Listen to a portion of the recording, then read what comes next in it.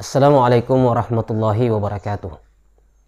Alhamdulillah wassalatu wassalamu ala Rasulillah wa ala alihi wa sahbihi wa mawalah. Kaum muslimin yang dirahmati Allah Subhanahu wa taala, kajian kita kali ini yaitu tentang hubungan suami istri di bulan Ramadan. Allah Subhanahu wa taala berfirman, A'udzu billahi minasyaitonir rajim. Bismillahirrahmanirrahim. Uhilla lakum lailatus siyamir rafathu ila nisaikum. Dibolehkan bagi kalian pada malam hari Ramadan untuk bercampur atau berhubungan dengan istri-istri kalian. Tentu saja yang dimaksud dalam ayat ini yaitu jima' atau hubungan suami istri yang dilaksanakan di bulan Ramadan. Jika pada malam hari tentu saja itu dibolehkan, namun jika hal itu terjadi di siang hari, hal tersebut membatalkan puasa serta mendapatkan konsekuensi-konsekuensi yang wajib untuk dia laksanakan. Apa batasan jima'? Jima' dalam pengertian para ahli fikih yaitu ilaju dzakarin fi farjin, yaitu masuknya farji laki-laki ke dalam farji wanita, sehingga hal-hal lain yang tidak mencapai masuknya alat vital, maka hal tersebut tidak membatalkan puasa, seperti hanya sebatas sentuhan, pelukan, ciuman. Namun hal tersebut tentu saja tetap harus kita hindari agar kita mendapatkan fadilah, keutamaan dari bulan Ramadan. Kaum muslimin yang dirahmati Allah Subhanahu wa taala, apa saja konsekuensi yang harus kita lakukan ketika terjadi hubungan jima' antara suami istri? Dalam sebuah hadis, salah seorang sahabat bertanya kepada Rasulullah, "Ya Rasulullah, aku telah berjima' dengan istriku di siang hari Ramadan." Maka sabda baginda Rasulullah sallallahu alaihi wasallam, "Fahal tajidu ma ta'tiqu raqabah?" Apakah engkau memiliki sesuatu yang engkau bisa membebaskan budak dengannya? Kata sahabat tersebut, "Tidak ada ya Rasulullah."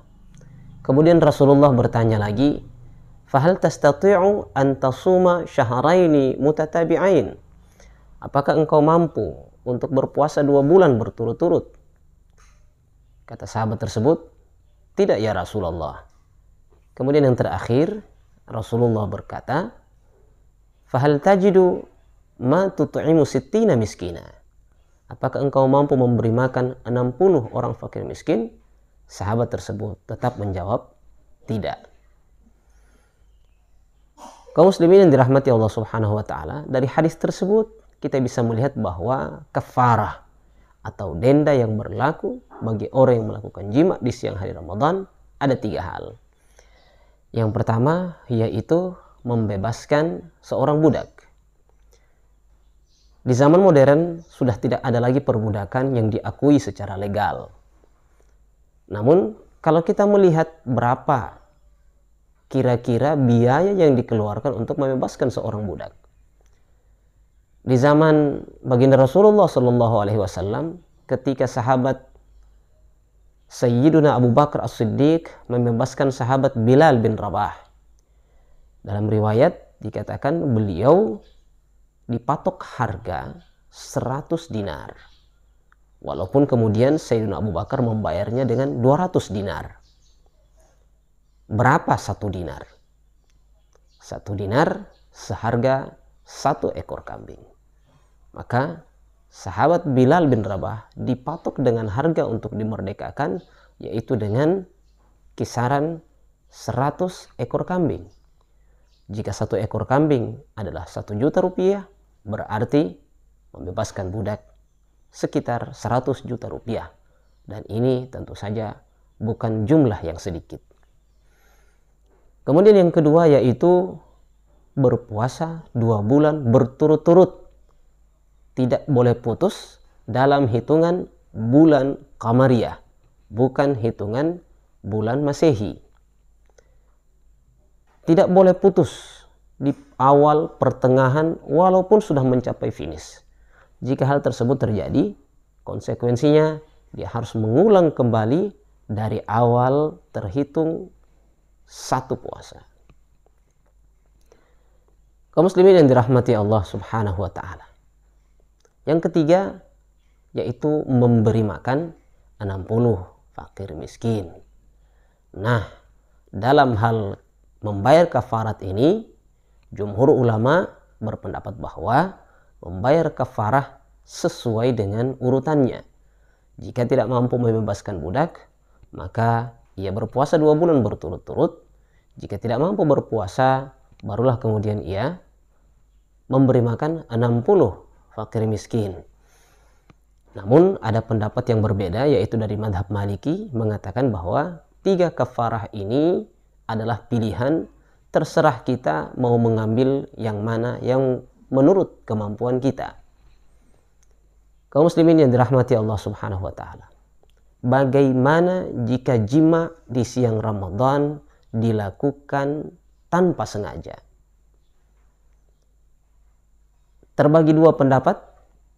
Dalam madhab Maliki dan madhab Hanafi, jika seseorang benar-benar lupa bahwa dia sedang berpuasa di bulan Ramadan, lalu ia melakukan jima, maka ia dikiaskan sama dengan orang yang benar-benar lupa sehingga ia makan dan minum di siang hari Ramadan. Sabda baginda Rasulullah sallallahu alaihi wasallam, "Falyutimma shaumahu fa innallaha at'amahu wa saqa." Hendaklah ia menyempurnakan puasanya karena sesungguhnya Allah yang memberi ia makan dan minum. Maka begitu pula dengan orang yang benar-benar lupa, bukan karena sengaja, bukan pura-pura lupa, dalam madhab Syafi'i dan Hanafi. Adapun dalam madhab Maliki dan Hambali, lupa atau tidak, ketika telah terjadi jima, maka tetap ia mendapatkan kafarah dan puasanya pun batal. Lalu apakah kafarah ini juga berlaku jika terjadi di luar Ramadan? Para ulama menjelaskan bahwa pemberlakuan kafarah atau denda seperti ini hanya berlaku bagi puasa Ramadan. Adapun di luar Ramadan, seperti puasa-puasa sunnah atau puasa wajib seperti nazar atau qada, mengganti puasa, jika terjadi jima di dalamnya, hal tersebut tidak mendapatkan kafarah, hanya cukup membatalkan puasa yang sedang ia jalani. Bagaimana jika jima terjadi berkali-kali dalam satu hari? Semua ulama sepakat, jika terjadi berkali-kali dalam satu hari, ia hanya wajib membayar 1 kali denda. Namun, jika hal itu terjadi di hari yang lain atau tidak terjadi dalam satu hari, maka ulama ada 2 pendapat. Yang pertama, madhab Syafi'i tetap mengatakan hanya cukup ia menggantinya 1 kali. Adapun yang lain mengatakan bahwa ia wajib menggantinya sesuai dengan berapa hari ia melakukan pelanggaran tersebut. Kaum muslimin yang dirahmati Allah Subhanahu wa taala. Lalu, siapa yang wajib untuk mendapatkan kafarah? Apakah hanya suami atau suami dan istri kedua-duanya harus wajib mendapatkan kafarah itu? Dalam mazhab Syafi'i, yang wajib melaksanakannya hanya laki-laki atau suami. Adapun istri tidak wajib. Berbeda hal dengan di mazhab yang lain, mereka mewajibkan, terutama di mazhab Maliki, mewajibkan kafarah dibayar oleh suami dan istri. Kemudian yang banyak ditanyakan juga adalah bagaimana seseorang yang masih dalam keadaan janabah atau dalam hadas besar sampai masuk waktu imsak, waktu subuh, ia belum sempat mandi janabah. Dalam hal ini seluruh ulama sepakat bahwa puasanya tetap sah.